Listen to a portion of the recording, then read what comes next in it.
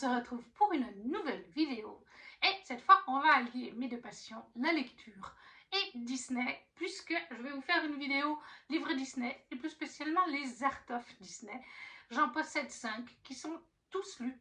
J'attendais d'ailleurs de les avoir lus, les 5, pour vous faire cette vidéo. Et comme je pense que ça va quand même aller assez vite, parce que c'est des Art of, que ça s'est fait globalement de la même manière, qu'on dit généralement les mêmes choses d'un livre à l'autre. La deuxième partie sera un petit peu une wish list de ceux que j'ai envie d'avoir dans le futur. On commence avec celui qui est à la 5e place, si j'ose dire, mais il est tout aussi bien. Tangled, l'Art of de Tangled. Il est en anglais, de Jeff Curtis, préface by John Lasseter, forward by Nathan Reno and Byron Howard. Et ça, en anglais, c'est les éditions...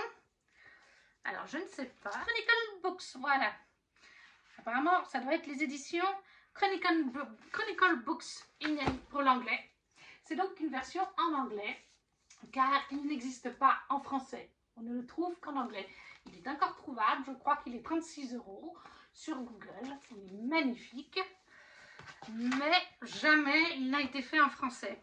En fait, je pense qu'à l'époque où Tangled est sorti, donc Réponse en français, je pense que les Art of n'avaient pas une popularité comme ils ont maintenant depuis quelques années, depuis peut-être La Reine des Neiges ou juste avant.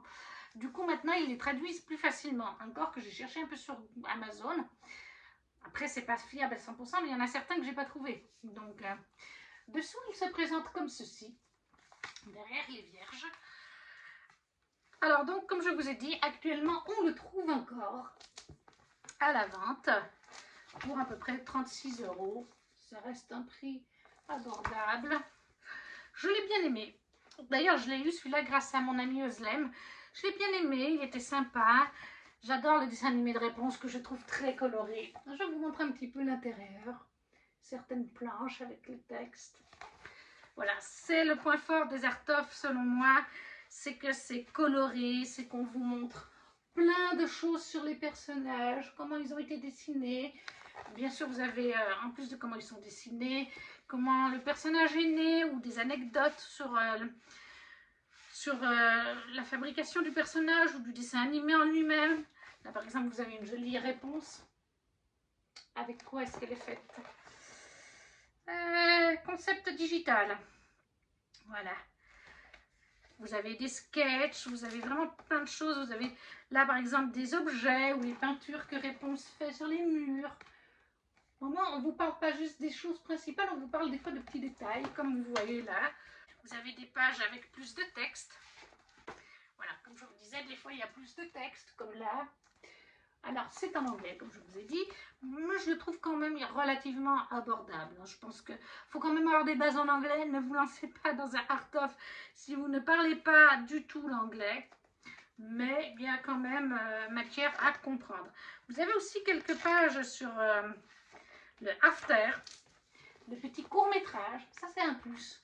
Vous l'avez inclus dans l'Art of. Je pense que c'est peut-être des pages qui ont été rajoutées lorsque le... Je ne sais pas s'il avait été fait avant la sortie du petit court-métrage et puis qu'ils ont rajouté les pages ou s'ils l'ont fait après.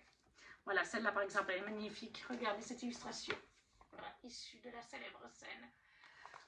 Franchement, un très bon Art of qui se lit bien, je vous dis. Il faut quand même avoir des bases en anglais. Si vous êtes vraiment nul en anglais, je pense que ça ne va pas être de la tarte. Mais après, si vous êtes on va dire moyen, eh bien ce sera déjà accessible.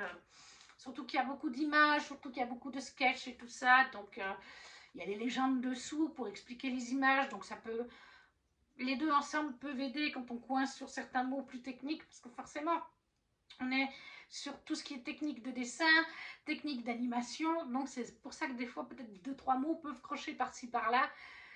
Mais bon, si vous avez des bases en anglais, et puis même si vous êtes juste fan de Réponse, et puis que vous avez envie de voir des belles images, voilà, l'Art of de Réponse, qui est donc de Jeff Curtis, avec la préface de John Lasseter, j'arrive jamais à le dire, Lasseter, bref.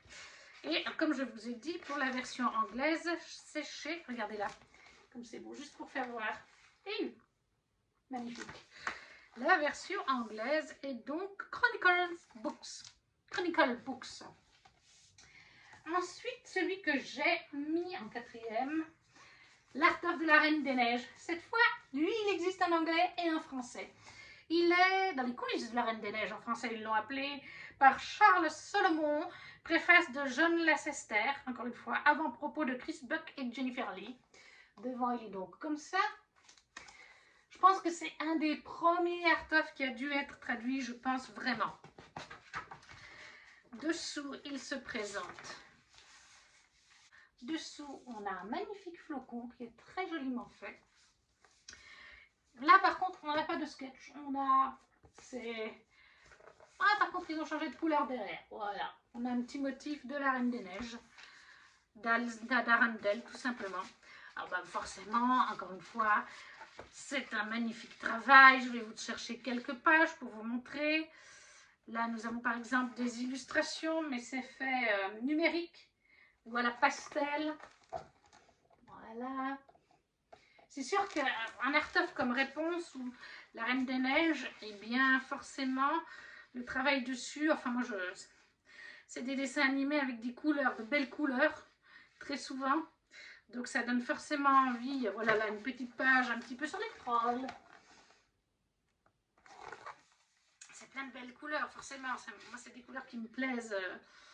Vous avez bien sûr des pages sur chaque personnage. Ça, c'est généralement dans chaque art-of. Gamme de couleurs. Bah, on parlait de gamme de couleurs, regardez là. Voilà, la gamme de couleurs de la Reine des Neiges, qui sont magnifiques. Voilà, là, vous avez par exemple diverses... on vous montre aussi souvent dans les art-of l'évolution d'un personnage, diverses tenues qui avaient été faites, celles qui ont été retenues ou pas. On vous explique en général pourquoi. Là, vous avez par exemple des pages aussi sur les motifs pour la Reine des Neiges. C'est vrai qu'il y en a beaucoup. Vous avez des pages pour les différents motifs. Là, vous avez très jolie aussi illustration. C'est vraiment, moi j'adore les art-of, je trouve ça super beau. Et alors celui-là se trouve aussi facilement sur Amazon, dans les 35 €, quelque chose comme ça, il me semble. Regardez là la photo de famille comme elle est en choupinette. J'adore. Donc ça, c'est l'art-of du premier Reine des Neiges, qui est, comme je le disais, dans les coulisses de la Reine des Neiges par Charles Salomon. Et alors pour la VF, si je ne vous dis pas de bêtises, ça doit être, je ne sais pas si c'est le cas ou pas. Est-ce que c'est Huguin et Menin? Voyons voir. Oui, voilà, Huguin et Menin. L'art-of est bien chez la maison d'édition Huguin et Menin pour la France. C'est normalement le cas, je pense, de tous les art-of. Mais je préfère regarder au cas où. Et bien sûr, j'ai celui de la Reine des Neiges 2. Là aussi, on le trouve en français. Par contre, moi, je l'ai lu en anglais. C'est donc cette fois Jessica Julius qui l'a écrit. Et il y a un forward Chris Buck, Jennifer Lee et Peter Dalvecchio. Voilà, devant, il se présente comme ça. Derrière, il se présente comme ça. Qui a fait cette... Là, à l'intérieur, on va regarder aussi.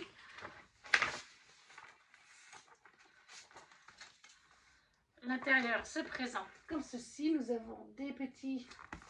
Est-ce que derrière... Oui, bah on est pareil. Voilà. Nous avons le beau flocon. Je ne sais pas si c'est le même que dans le 1. On va juste regarder, tant qu'à faire. Non, ce n'est pas le même que dans le 1. Alors, je vous les mets côte à côte. Ils sont bien différents. Ils ont bien poussé le détail jusqu'à ce qu'ils soient différents. Donc, voilà, normalement, sans problème, on est de nouveau chez Huguin et Menin. Je vérifie quand même. Hein. Ah mais non, là, on est en anglais, donc c'est les Chronicle Books, pardon. Mais il existe en français, je pense qu'il est chez Huguin et Menin. Là aussi, vous le trouvez assez facilement. Donc, bah, on est sur la Reine des Neiges 2. Pourquoi j'ai eu en anglais? Tout simplement parce que c'est Oslem, mon amie, qui me l'a vendu. Et elle l'avait en anglais. Là, vous avez des très jolies pages. Regardez comme ils sont beaux. J'adore ces illustrations. C'est trop beau. Celui de la Reine des Neiges, ouais. J'adore ce film. J'adore les couleurs, les cristaux, la neige. Bon, après, c'est le même concept que pour le 1. On va vous faire chaque personnage, des concept art, des sketchs. On va vous parler musique, bien sûr, hein, surtout hein, comme la Reine des Neiges, forcément qu'on va vous parler le free spirit, l'esprit, le petit, mince, comment il s'appelle, hein, maintenant j'ai un blanc. Voilà. Là, vous avez même pour des persos secondaires, il n'y a pas que pour les principaux. Voilà, ils ont été vraiment recherchés dans les cultures des pays par là-haut. Moi, je me rappelle, ça fait une année que je l'ai lu, mais je me rappelle. Ils ont vraiment été cherchés dans les cultures des pays nordiques, des motifs, des choses qui correspondent vraiment dans la culture, etc. Regardez celle-là, je l'adore.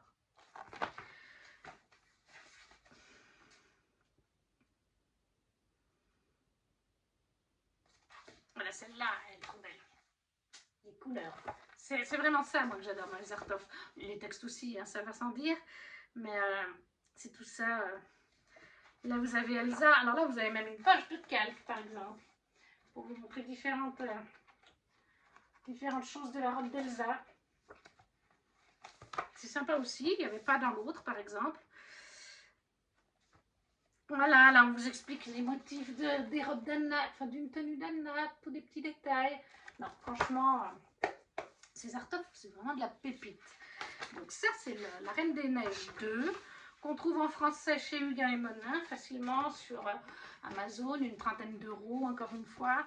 En anglais, il se trouve aussi, Frozen, bien sûr, de Jessica Julius, voilà, chez Chronicle Book pour la version anglaise, Huguin et Menin pour la version française.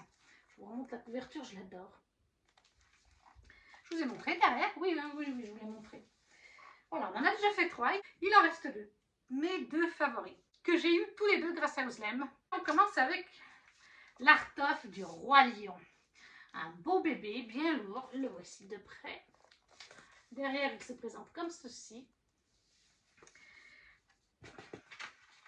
Alors celui-là, il ne se trouve plus, enfin oui, il se trouve sur Amazon, mais il n'est plus à la vente standard. Vous allez le trouver sur Amazon au prix de 165 euros. Voilà, actuellement, c'est des revendeurs, ils le font à 165 euros. Vous ne le trouvez plus. Et déjà, quand je l'ai pris à Oslem, on ne le trouvait plus. Parce qu'il a été refait, il est sorti pour le film celui-là. Où il a été refait pour le film. Il valait déjà 40 euros. Hein. De base, il est plus gros que l'autre. Hein. Comme vous avez vu, le format est différent. Toujours chez Huguin et Menin. Et du coup, en anglais, il existe aussi. Par contre, je ne sais pas. Là, c'est la version française. Mais quand j'ai voulu me le prendre, je l'avais mis sur ma wishlist. Et il était plus trouvable. Et Oslem l'avait. Mais alors, je peux vous le dire, les 2 qu'elle m'a fait, les 2 derniers, elle ne me les a pas fait au prix qu'on les trouve en ce moment. Elle me les a fait quand même à un meilleur prix. Elle s'est fait une marge dessus, et elle a raison. Mais comme elle dit, 160 euros, pour ce genre de truc, c'est quand même de l'abus, quoi. Et alors, Le Roi Lion, c'est l'histoire d'un chef-d'œuvre, avant-propos de Thomas Schumacher, postface de Jon Favreau. Et qui l'a écrit, par contre, du coup?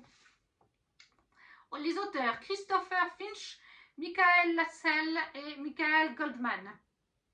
Michael Goldman. C'est pas...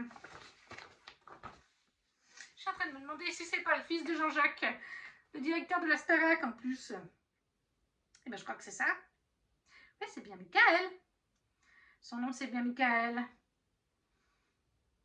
Donc, écoutez, je ne peux pas confirmer ou infirmer, mais on nous dit Michael Goldman est un journaliste spécialiste du divertissement et écrivain, auteur des 7 livres, dont les best-sellers John Wayne.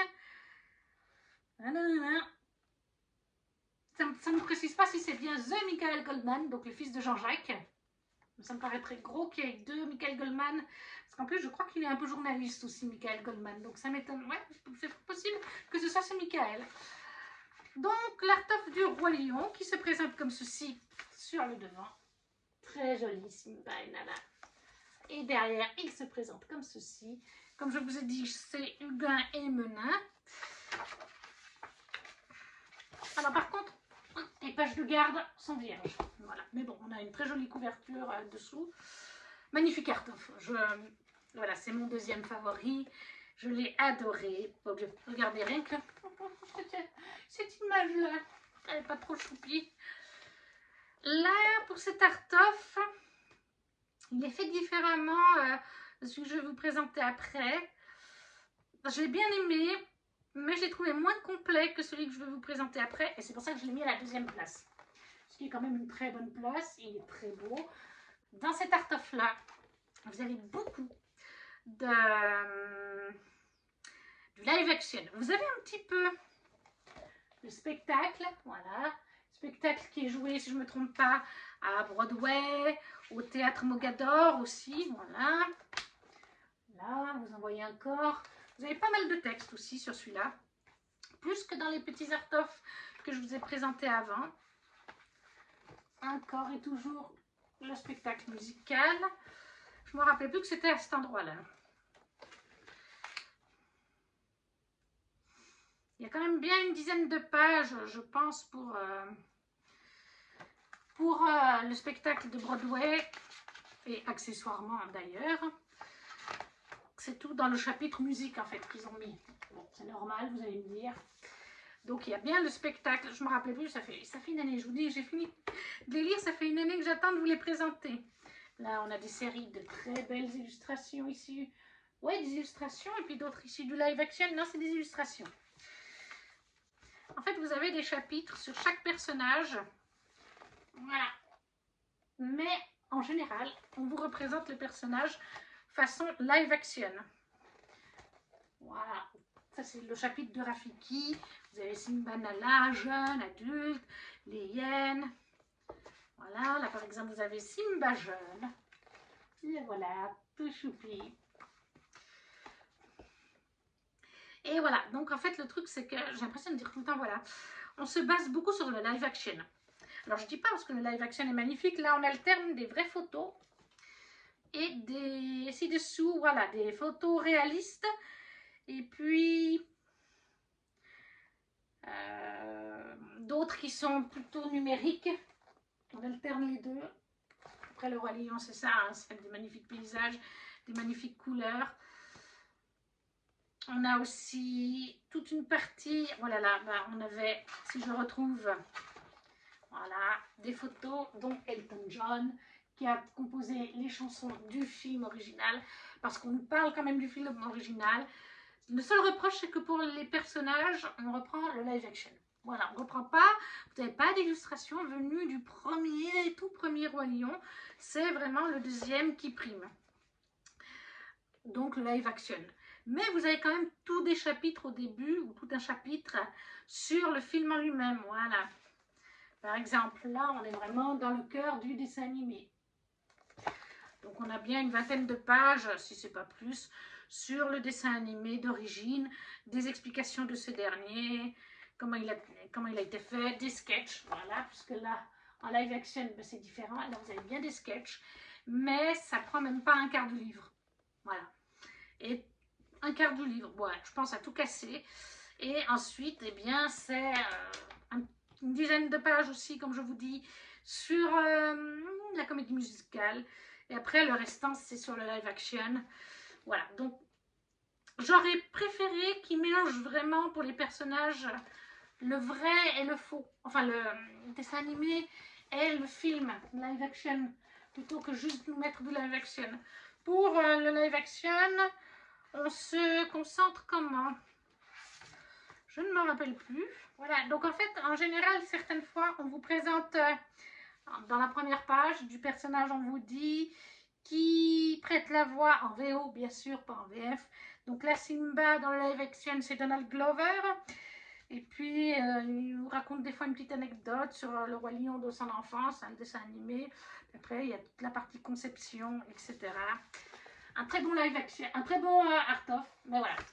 Peut-être que ça aurait été sympa d'avoir quand même quelques pages, une ou deux, avec des illustrations pour les personnages issus du dessin animé et pas juste le live action. C'est le seul petit reproche que je peux faire à cet art of qui reste malgré tout très beau. Hein.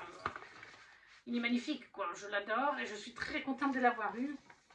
Comme je vous dis, non pas à 165 €, parce que c'est pas donné quand même. Voilà, l'art of du Roi Lion, hein, donc par plusieurs personnes pour le texte collectif. Et le premier, mais pas des moindres. La Belle et la Bête, l'histoire éternelle d'un chef-d'œuvre de Charles Solomon. Introduction de Bill Condon, donc le réalisateur du live action. Il se présente comme ça devant. Lui n'a pas de jaquette, voilà. En tout cas, ma version. Et alors, actuellement, lui aussi sur Amazon, chez Yuga et Menin, bien entendu, pour la version française. Et bien sûr qu'actuellement sur Amazon, vous ne le trouvez plus non plus. Et lui est à plus de 250 €. J'ai regardé ce soir, les revendeurs le font à 250 €. Pareil, Ozlem ne me l'a pas vendu 250 €. Merci à toi, Ozlem, encore une fois. Alors là, il est un peu plus travaillé, vous avez un petit motif. Je pense que ça doit être le même à la fin. Ouais, voilà. C'est mon préféré. Voilà. Bon, de toute façon, La Belle et la Bête et le Roi Lion ont des places de chouchou, mais c'est mon préféré parce qu'il traite de tout. Vous allez d'abord avoir le dessin animé d'origine. Voilà, par exemple, vous avez une magnifique illustration de la vitre, du vitrail. Vous avez des textes. Alors là, c'est la version française, mais il existe aussi, bien sûr, aussi en anglais. Là, vous avez des photos live action. Et je trouve qu'il est mieux fait, tout simplement, parce que vous avez beaucoup de parties. On va même vous parler d'autres dessins animés. Là, on parle de La Petite Sirène, d'autres dessins animés qui ont été faits, je pense, à cette époque-là. Comme là, mais je ne me rappelle plus quel dessin animé c'est. Avant d'en arriver au sujet de base. Parce que je crois que La Belle et la Bête a mis un moment à se développer. Là, vous avez des croquis de certains personnages. Il me semble qu'il avait, de mémoire quand je l'ai lu, mais ça fait plus d'une année, il a mis un certain temps à être développé aussi, celui-là. Il y a eu pas mal de changements. Voilà, vous avez différents châteaux qui ont été des propositions, quoi. Celles qui ont été retenues ou pas. Là, vous avez des conceptions de jardin avec un vrai château dessous. Ou non, non, mais inspiré. Là, vous avez des personnages. Enfin, voilà, je sais qu'ils ont mis un moment. Donc, vous avez autant toute cette partie qui est axée sur le dessin animé en lui-même, sur comment il s'est formé. Et là, on y est sur un bon moment. On a bien une bonne partie du bouquin. Donc ça, c'est plus plaisant pour moi que celui du Roi Lion où ça allait un peu trop vite sur cette partie.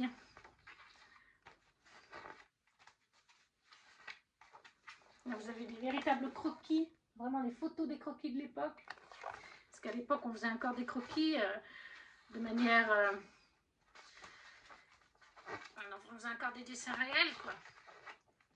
Vous avez beaucoup plus de texte aussi. Vous avez pas mal de texte. Voilà, la célèbre scène, les croquis. Avec toujours du texte pour vous expliquer. Non, il est vraiment bien fait. Je l'aime d'amour, cet art-of. Vous voyez, là, je suis à plus de la moitié et on est encore sur le dessin animé, ce qui n'est pas le cas sur... Oui, on nous parle d'ailleurs dans celui-là aussi de la presse internationale. Vous voyez qu'il est bien fait, parce que ce n'est pas forcément le cas pour les autres. Même le merchandising, on n'a pas ça dans le Roi Lion, le merchandising. C'est pour vous dire à quel point on a poussé. Et ensuite, eh bien, on est passé sur le côté Broadway, puisque c'est ce qui a été fait en deuxième, le spectacle de Broadway.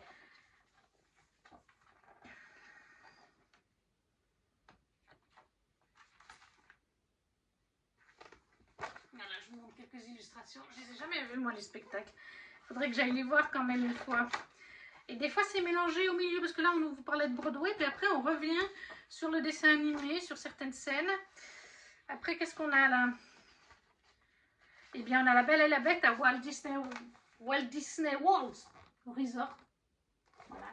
Je ne sais plus s'il ne parle pas aussi de ce qui était en train de se faire. S'il parle aussi... je ne sais plus où est-ce qu'on est là. Là, vous avez des concepts, plus des choses dans les parcs Disney. Je ne sais plus s'il parle, parce que je sais que dans un parc asiatique, ils ont fait aussi tout un coin La Belle et la Bête avec une attraction et tout un lounge, je crois. Et bien sûr, on a aussi toute une partie sur le live action. Donc voilà. Mais il n'est pas, vous voyez, elle n'est pas très grande. La partie, elle est là. À peu près, jusque là. Même pas. Ouais, à peu près jusque là. Donc je dirais que ça fait 20 pages, même pas. Mais je trouve que c'est bien, ça correspond bien, voilà. Parce que pour moi, ça reste le dessin animé de base, la référence. Et oui, ensuite le film. Et pour le Roi Lion, comme je vous dis, on s'est beaucoup axé sur le live action et moins. Là, vous avez vos personnages du live action, Big Bang, Lumière, Madame Samovar. Voilà, pour moi, il est plus complet, comme je vous ai dit. En plus, on vous parle de merchandising, on vous parle des parcs et des landes ou des attractions. Donc, pour moi, celui-ci est un petit peu plus complet. La Belle et la Belle, l'histoire éternelle d'un chef-d'œuvre, introduction de Charles Solomon. Et qui est au texte? Du coup, je ne sais même pas. Non, Charles Solomon et introduction de Bill Condon. Voilà. Bill Condon, qui est le réalisateur de live action chez Huguin et Menin. Ça, c'est les 5 que j'ai lus, que j'ai adorés, que je garde précieusement. Et j'ai une petite wishlist quand même, comme je vous ai dit. On va regarder ça ensemble. Dans ma wishlist, j'ai le livre, par exemple, Bambi de Pierre Lambert, dont je vais vous mettre l'image ici. Pierre Lambert a fait 9 livres en tout pour l'instant Disney. J'ai regardé. Vous voyez, voilà, il a fait Pinocchio, Mickey, Blanche-Neige, Walt Disney, l'âge d'or, Le livre de la jungle, La Belle au bois dormant, Bambi, Alice au pays des merveilles et Peter Pan. Moi, c'est surtout Bambi et un petit peu Alice au pays des merveilles qui m'intéressent. Alors ça doit être chez Huguin et Menin, j'imagine. Voilà, tout à fait. En général, ces beaux livres, c'est chez eux. Mais après, comme il y a aussi Hachette Rose, toute cette partie Hachette Rose pour les Disney, genre les Twist and Tales et tout, des fois, je préfère vérifier. Mais le problème de ce Bambi, qui a l'air magnifique, comme vous pouvez le voir, c'est un très bel album, il est actuellement en rupture, il est 600 €. Donc autant vous dire que ça c'est une wishlist, mais c'est un Graal que je n'aurai certainement jamais. Surtout que Bambi n'est pas mon Disney préféré. Je l'aime bien. Si je trouvais ce livre pas trop cher, je le prendrais. Mais je ne le paierais pas 600 €. C'est vraiment trop cher. Mais je vais vous mettre une ou deux illustrations parce que je vois qu'il y en a 2 ou 3 sur Booknote. Donc je vais vous les mettre aussi ici par là que vous voyez un petit peu. Mais très beau livre, mais complètement inaccessible. Donc ça, mais c'est dans ma wishlist. Après, un livre qu'on trouve en français et en anglais, c'est L'Art of de Coco, de John Lasseter. Et lui, voilà, je pense qu'on est à nouveau, je ne peux pas vous confirmer ou infirmer parce que... Ah non, la préface est de John Lasseter, pardon. Quand je regarde sur Amazon, c'est de Darcy Jen pour tout ce qui est texte. Et du coup, lui, vous le trouvez à l'heure actuelle en français, 69 €. Voilà, il est trouvable, mais il n'est pas donné. Et lui, on est bien chez Huguin et Menin, voilà.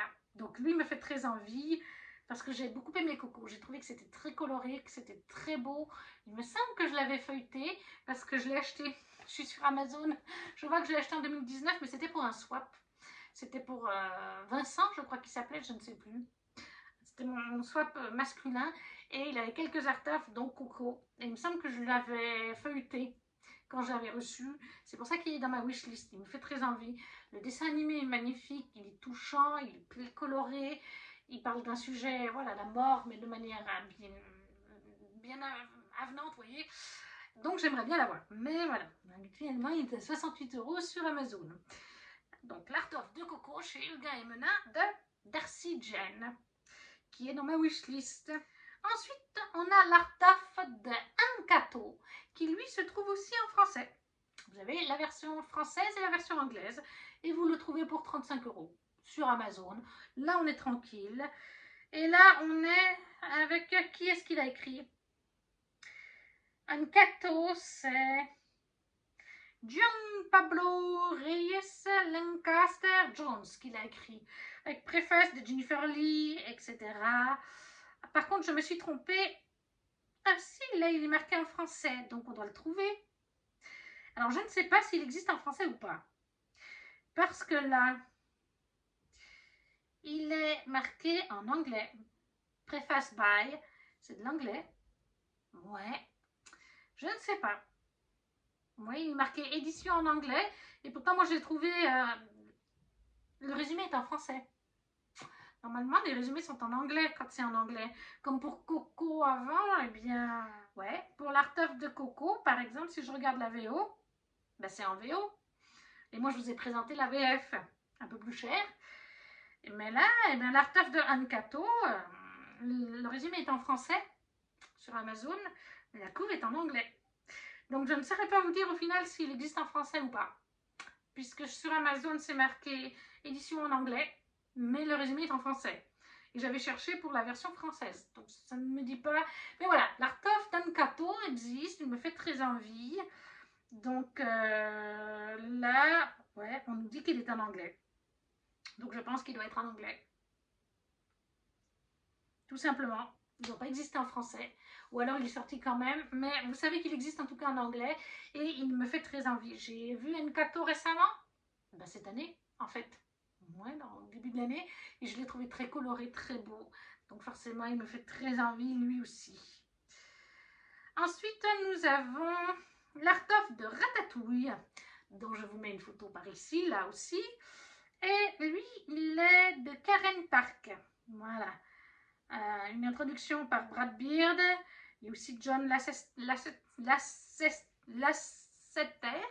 là-dedans. Alors lui, je ne l'ai pas trouvé en français sur Amazon et il me semble vraiment de l'époque où je cherchais les art of, il n'existe pas en français. C'est avant la sortie de La Reine des Neiges. Comme je vous ai dit, pas mal de dessins animés après La Reine des Neiges ont été traduits. Je pense à Vaiana, je pense à Raya, oui, le monde de Raya, oh, je ne sais plus comment ça s'appelle, avec le dragon bleu, là. Ça, je sais que ça a été traduit aussi. Pas mal de Pixar ont été traduits. Mais moi, ça ne m'intéresse pas. Donc, moi, je vous mets vraiment ceux qui m'intéressent en priorité.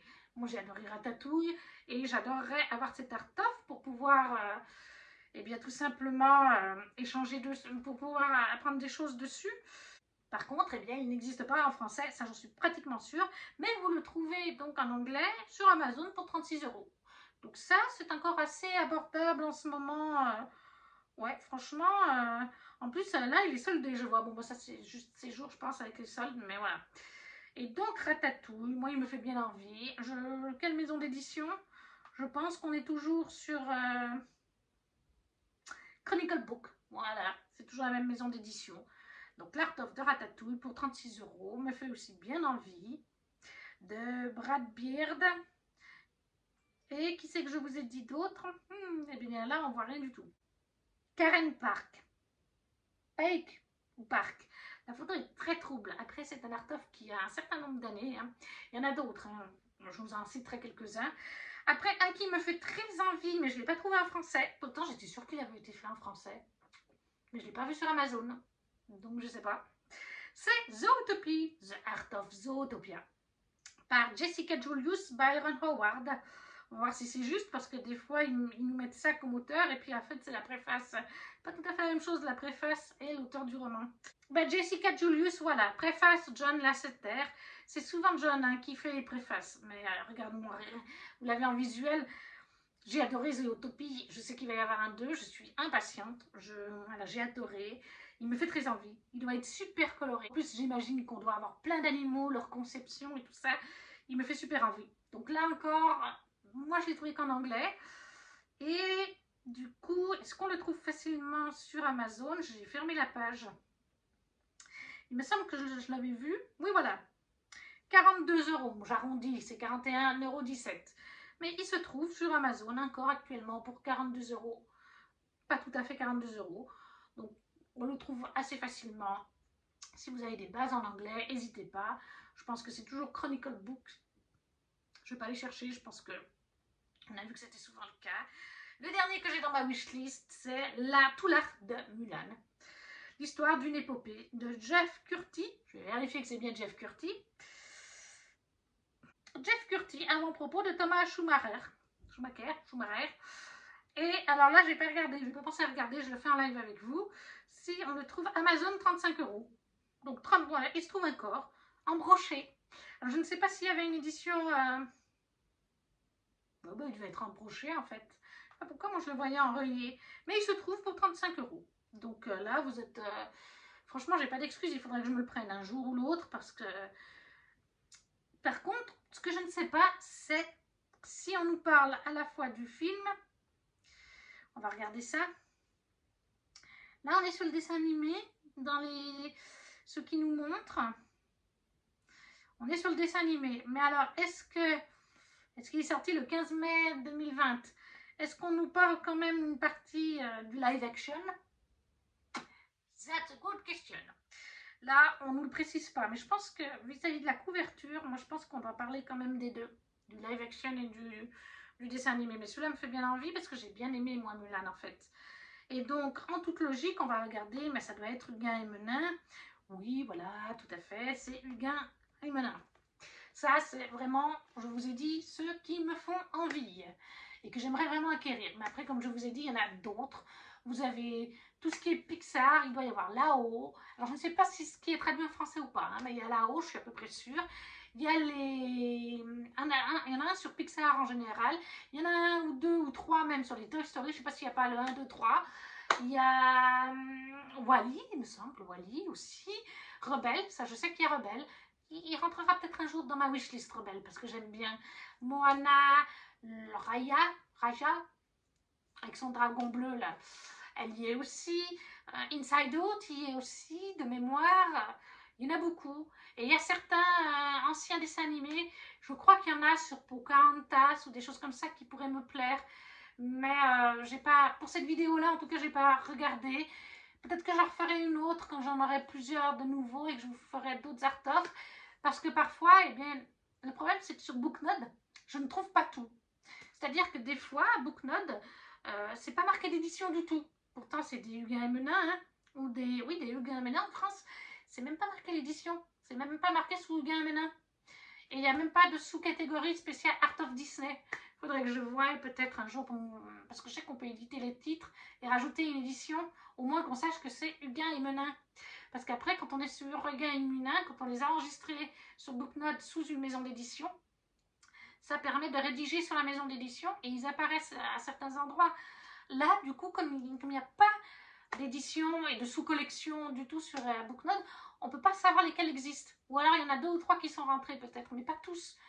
Et ça m'est déjà arrivé sur Instagram plusieurs fois où tout d'un coup, quelqu'un présentait un art-of, je pense notamment à Laura, je ne sais plus ton pseudo sur Insta, qui a aussi Facebook, elle poste souvent, elle a plein d'art-of que j'ai jamais vu, qu'elle achète, c'est une passionnée Disney, et une autre personne en a eu aussi que je n'ai jamais vu. Donc, il y a des art-of d'anciens classiques. Je ne sais pas s'il n'y en a même pas un, par exemple, de La Planète au Trésor, d'Atlantis. Je ne sais pas pourquoi, j'ai l'impression qu'il y en a un d'Atlantis. Ça, c'est tout des vieux dessins animés.